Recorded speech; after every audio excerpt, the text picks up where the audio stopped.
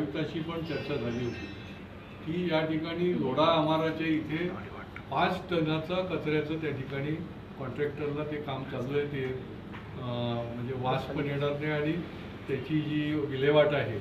पण एक चांगली गोष्ट झालेली आहे की आत्ताच माझी अधिकाऱ्यांच्या बरोबर चर्चा झाली की लवकरात लवकर त्या पडघ्याच्या जवळ जी स्वतःचं डम्पिंग म्हणजे स्वतःचं डम्पिंग व्हावं म्हणून आम्ही 4 वर्षापासून पाठी लागलो होतो की महापालिकेचं स्वतःचं डम्पिंग. इथे 27 लाख लोक आहेत.